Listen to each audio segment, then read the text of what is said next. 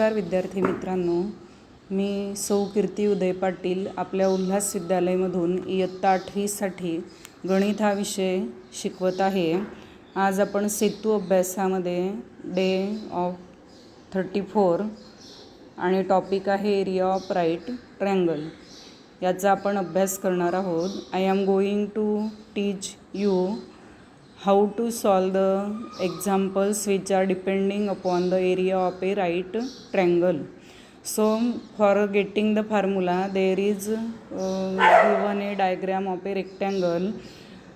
In previous standard you studied the formula of the area of the rectangle, that is the length into breadth. length म्हणजे लांबी असेल बघा आणि breadth म्हणजे रुंदी असेल.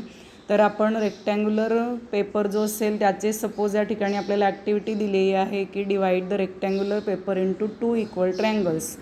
म्हणजे इन दिस वे आपण जर या डायग्राममध्ये पाहिलं तर आपण एका आपल्या पेपरचे 2 ट्रँग्युलर फॉर्ममध्ये या ठिकाणी डिवायडेशन करायचं आहे आणि ते केल्यानंतर ते आपल्याला खालीलप्रमाणे दिसणार आहेत जे आपल्याला डायग्राममध्ये दाखवलेले आहे.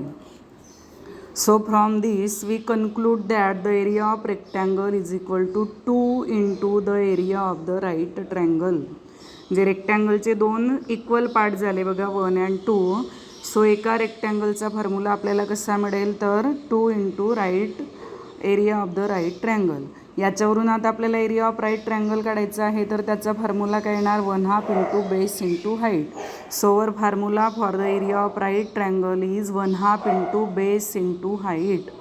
Also we say that base आणि हाईट जर बघा आपण या राईट ट्रँगलमध्ये पाहिले तर they are the side which are forming the right angle. याप्रमाणे जो राईट अँगल तयार झालेला आहे बघा त्याच्या साईड ज्या आहे त्याला आपण एकाला बेस म्हणणार एकाला हाईट म्हणणार. सो आपण याप्रमाणे पण लिहू शकतो 1/2 into product of sides forming right angle. So from this I got it म्हणजे तुम्हाला काय मिळालेलं आहे तर हे जे वर आपण 2 फॉर्म्युलेज अभ्यासले तेच पुन्हा आपल्याला रिपीट लिहून दिलेले आहेत की area of right triangle is equal to 1/2 into base into height. This is our first formula. Our second formula is 1/2 into product of sides forming right angle. So depending on these 2 formulas we solve the examples. So our first solved example is the base of triangle is 10 cm and height is 8 cm. So what is the area?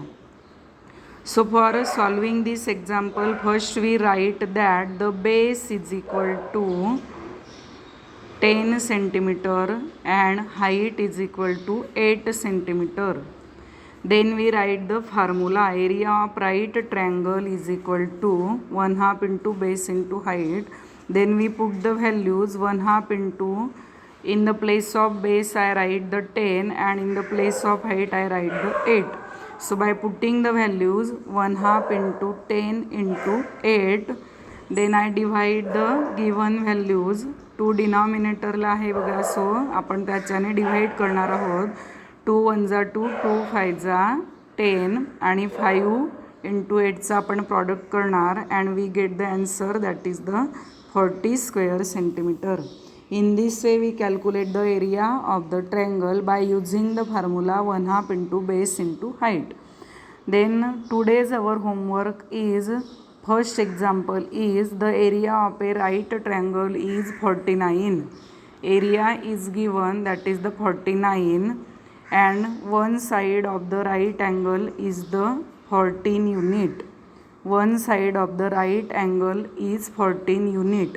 जे आपल्याला 2 values या ठिकाणी दिलेल्या आहेत. One साईडची value आहे 14 and we calculate the other side.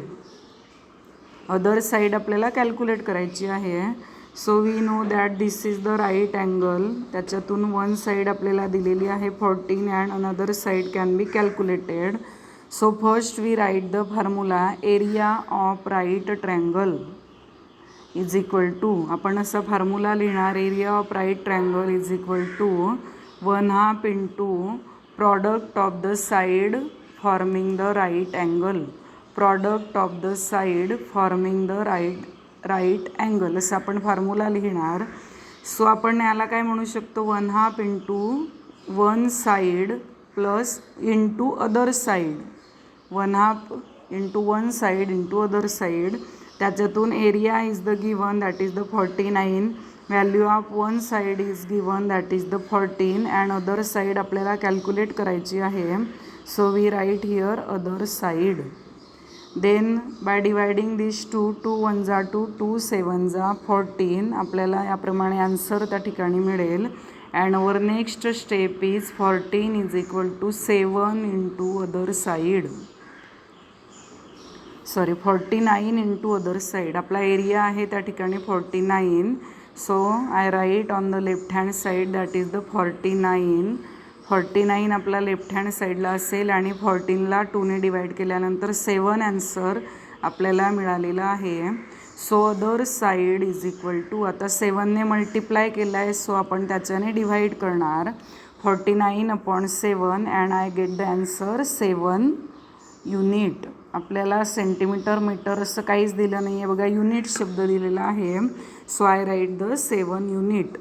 So other side of that right angle is 7 unit. In this way we use the formula and put the values and solve the given example. Then second example. For this second example area of right triangle is given. In this way right angle इथे rectangle शब्द पाहिजे. The area of the rectangle, इथे आपल्याला rectangle दिलेला आहे. Area of the rectangle, असा एक rectangle असेल बघा आणि त्या रेक्टँगलचा एरिया आहे 100 square feet. So what is the area of each of the right 2 triangles form by the diagonal. Suppose मी याच्यामध्ये एक डायगोनल तयार केला तर या प्रत्येक ट्रँगलचा एरिया किती असेल असं आपल्याला फाइंड आउट करायचं आहे. आधी आपला रेक्टँगल होता बघा ABCD. ABCDचा एरिया जर आपण पाहिला तर 100 स्क्वेअर फीट आहे. आता ABCDचे 2 ट्रँगल तयार झाले, ट्रँगल ABC आणि ट्रँगल ACD. सो आपल्याला प्रश्न काय विचारला आहे बघा की आता या डायगोनलमुळे, हा डायगोनल आहे बघा, all of you know that AC is the diagonal.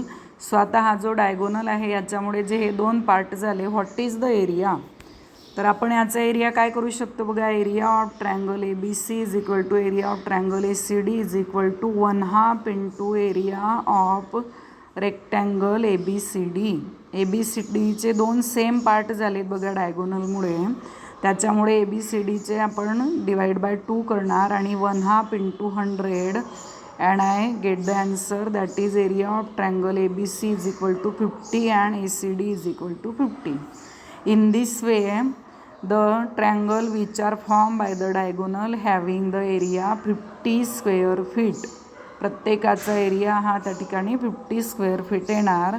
आणि फ्रॉम व्हॉट का आहे असं आपल्याला विचारलं आहे बघा इथे. फ्रॉम व्हॉट कशावरून तुम्ही म्हणतात, तर आपण तिथे रिझन लिहायचं आहे की area of right angle triangle is equal to 1/2 of the area of the rectangle.